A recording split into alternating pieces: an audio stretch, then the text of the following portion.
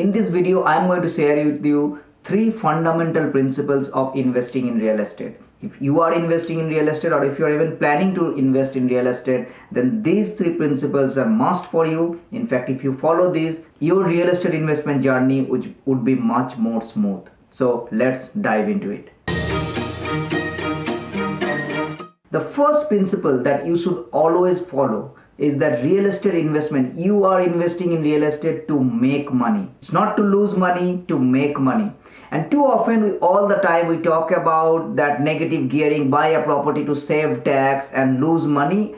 And those are actually not a fundamental of buying real estate investments. In fact, if you do this, then right now in this market, you are probably getting a lot of hit because of the interest rate is going up and your mortgage payment is going up more. If you are already negative gearing properties, then you are getting more and more negative, and it will be very difficult to sustain and for a long term. So the fundamentals that I always talk about, real estate investment is to make money. You need to always think about how you can make profit out of real estate. Most investors do not think about making money. They always think about how they can save tax, how they can lose money so that they can offset with their current income and actually save some sort of a tax. However, a sophisticated investor always look for how they can make money. And it is easy because if you're making money no matter what, yes, you are paying taxes of 30%, 40% of your marginal tax rate.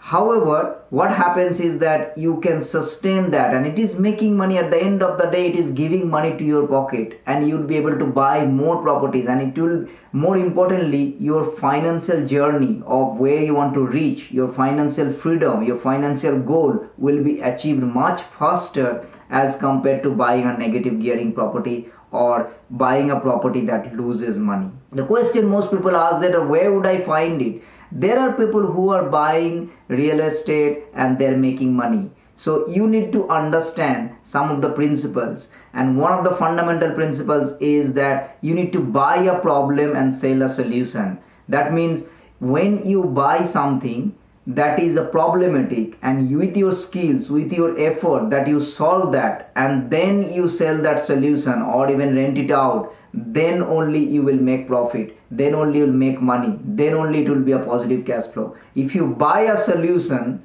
and eventually turn that solution to a problem, which means like you buy a property which is really nice and all, and over a period of time it deteriorates, then of course it is going to be eventually negative gearing and it is going to lose a lot of money. So the first fundamental principle that I want you to always think, that if you are buying something, buy with a profit in mind, buy that with a point that you want to make money, you don't want to lose money. If you always think about making money, then you will go toward the direction, you will buy those properties which makes money rather than those property which loses money. It's about a financial decision. It is about your numbers, and if the number matches, then only you will buy. If the number doesn't match, you just pass it on. You don't want to buy those properties. So this is the number one principle. Principle number one is that you buy real estate investment to make money. You do not want to buy something that loses money, because if you buy something that it loses money and you are planning that it is continuously to lose money,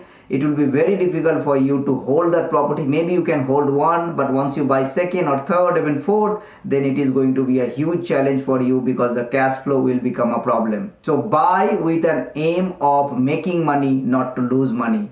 Buy positive cash flow, not negative cash flow. Buy something where you pay tax rather than save tax. And yes, there are plenty of properties. You have to find out how you can make that deal stack. You need to find out what are the things that you can do to make that negative gearing property to positive gearing property. There are so many different avenues that you can approach, that you can look, and it is possible to buy positive cash flow property rather than negative gearing property or negative cash flow property. The second principle is that you buy an investment property for other peoples to live. You do not live in your investment property. That means what you buy is for other people, not for you. That means when you buy something, it is not about you don't like something. It's about if the other people will like it or not. Hence, you need to always buy with your tenant in mind, that yes, is my tenant going to stay in this house? Can I get this rent of what I'll be looking for? And if those are true and those are the correct number that you are predicting, then you will be buying the property. It's not about you are buying an investment property according to your choice and then you want to leave. That is never going to happen. Then it's not your investment property, it's your principal place of residence.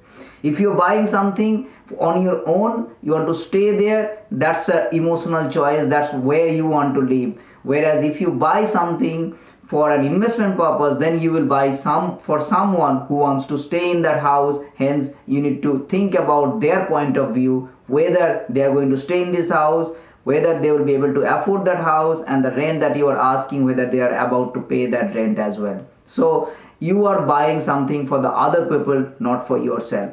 Hence when you look for a property, you should purely looking for a numbers.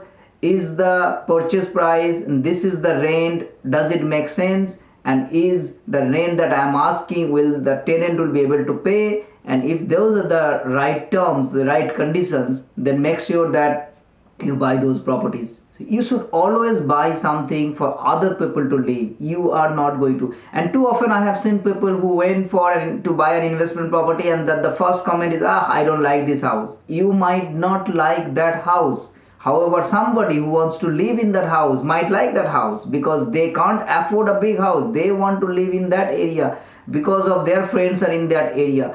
They want to live there because the rent are cheap so that they can afford it. They want to live in that house because that's how they grew up in that areas, and they want to live with their closest friends, families, and hence they want to live in that area. So there are so many factors why a tenant would be living in that area as compared to you don't like that house, hence you would not buy it. So you should always buy something for the other peoples to live, hence your emotions should not kick in. It will be purely based on your numbers, whether it is stacking up the numbers, whether the deal is stacking up, and hence you will be able to buy that property and you want to make money from that property. And the third principle is that your time is limited, so use it effectively. Like all of us, our time is limited. So if we just randomly look and we don't have a proper strategy and unnecessarily spend time, and then effectively your investment is not going to be fruitful. For example, let's say if you want to buy an investment property of $500,000 value. Now it is almost impossible for you to look a property which is a $1 million to buy, because that's beyond your financial capacity and you don't want to buy those properties. So there is no point of looking a property which is $1 million. However, I have seen way too many people, they just go to the realestate.com.au website and then browse through all the nice and fancy properties where they won't be able to buy, and they're just killing their time. Whereas if your time is limited, you need to make sure that you actually allocate your time and look through those deals that you can buy. That means your filter criteria is that yes, this is the suburb, this is the area that I want to buy, and these are the properties that I am looking. And then you talk to those agents, do the negotiation, put an offer, and making sure that you stay with the realm of your investment horizon rather than looking for some properties that you will never buy, because our time is always limited, and the effective usage of time is a fundamental point of investing. If you are very scattered, you look one deal today and then suddenly one of your friends says that, oh, you must buy a property in this area, and then you went there, and the day after tomorrow someone else said that no, you should buy this area, and then you are completely scattered and eventually you don't end up buying anything and you just waste lots of your time. So allocating time effectively is a fundamental principle of investing. The more and more you can allocate your time effectively, the better you will become an investor. Whereas if you are scattered, if you just look through, if you just unnecessarily look deals that you will never buy, or if you just spend time on real estate website of those properties that you think that will make money, but you just don't do anything, don't do any research, and eventually you spend a lot of time, but those times are not fruitful. So I want you to think about this, that how you can make this time effectively, how you can channelize your time properly, so that whatever you want to invest, you just focus on those areas and then keep doing this rather than being really scattered and not doing anything fruitful. So these are the three principles that you should abide by if you want to invest in real estate and if you want to make money through real estate. I hope this videos was helpful. If you like this video, then subscribe my channel, turn the notification bell on, and it will really help me to reach out to more people like you. Thank you so much for watching, and I'll see you next time. Bye bye.